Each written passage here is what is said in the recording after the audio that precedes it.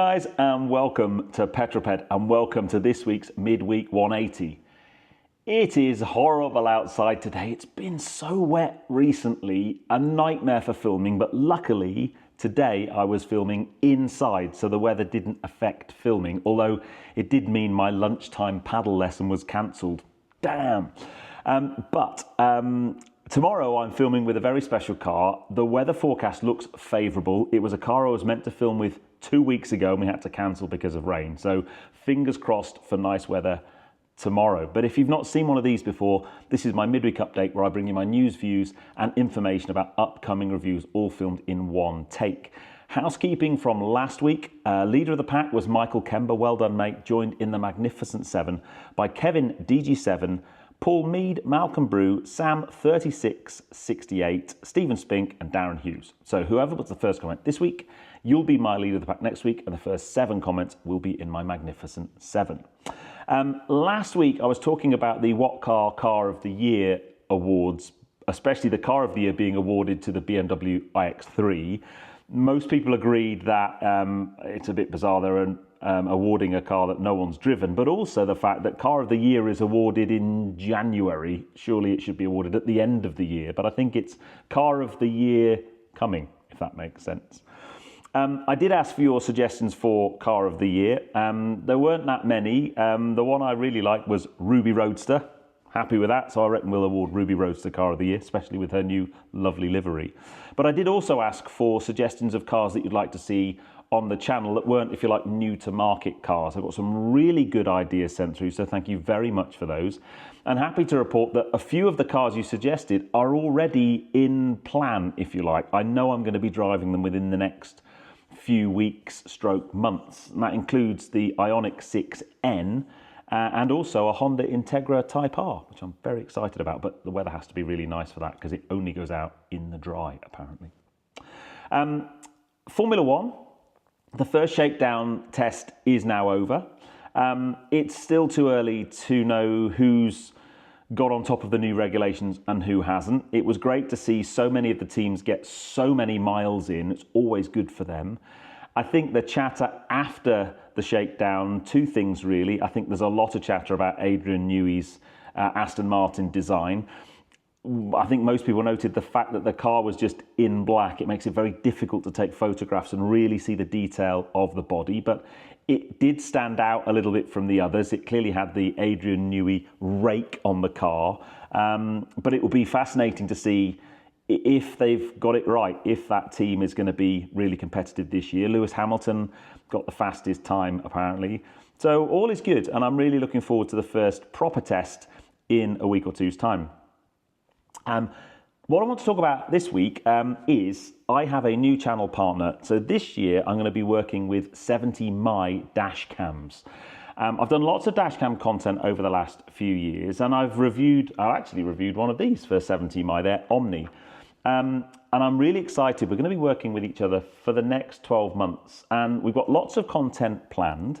First things first, they've sent me a range of their different Dashcams. We've got 3 different models here. We've got the Omni, the A810S and the T800. And I'm going to, first of all, be fitting dash cams to all 3 of my cars. And we've got some content planned, but I kind of wanted to ask if you had any ideas or had any questions or any examples of content dash cam related that you would like me to cover. I've got the opportunity to work with one of the best dash cam companies out there, and their products are really high quality, have some really cool features. The big difference between this and all the other dash cams that I've reviewed so far is up until now I've just plugged the dash cams in using the 12-volt socket in the car. These ones I'm actually going to hardwire into the car to get access to all of their features, especially their security features where they basically keep a monitor of your car while it's parked up. So really, really excited to work with 70my. And as part of that, I'm going to be able to offer you guys a discount. So I'll put a link in the video description and in a pinned comment. If you hit the link, it's then going to ask you whether you're in the UK or the US. And for UK and US customers, I've got a 5% discount code. It's Petrol Extra 5. So if you use that link and that discount code, you get 5% off of your 70my Dashcam. So yeah, keep an eye out for all the content we've got planned, but I kind of wanted to just give them a shout out. I've got all of the stuff just arrived this week, super exciting. I can't wait to start unpacking this and fitting it into my cars. And that's about it really. It's a short and sharp one this week. The car I'm driving tomorrow is this Friday's video, which is a very tight time scale.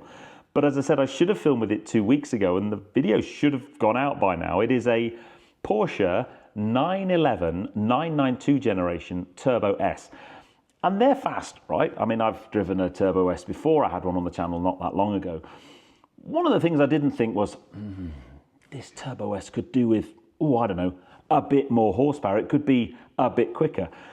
Well, the car I'm driving tomorrow has gone to Litchfield, and Litchfield have worked their magic.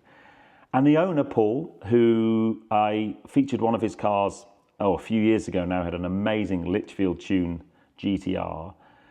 The owner, Paul, has spent a lot of money with Litchfield, and they have basically gone to town on this car. It has a huge amount more horsepower. It has quite a lot of hardware on it. It's got a lovely Akrapovic exhaust. It looks amazing. It's in crayon for a start. And it should be amazing to drive. I cannot wait to have a go. So that's Friday's video. And then also, if you haven't seen it already, Monday's video, I tried to revisit a video I've done 2 times now on just looking at the state of EV ownership, or the concept of buying an EV in 2026. What are the pros and the cons? I've tried to do it in as fairer, non-biased way as possible. And so far, video's not been live 24 hours as of me filming this right now. The views are doing really, really well. And the video's had over 500 comments already. So it's doing absolute gangbusters in terms of comments. So if you've not watched it, just tune in. I'll put a link to the video above. Yeah, let me know what you think. Anyway, for now, very short one this week. I'm going to love you and leave you. But if you've enjoyed that, please give me a thumbs up. Comments below are always welcome. And if you haven't done so already, please subscribe to Petrol Ped for plenty more content to come.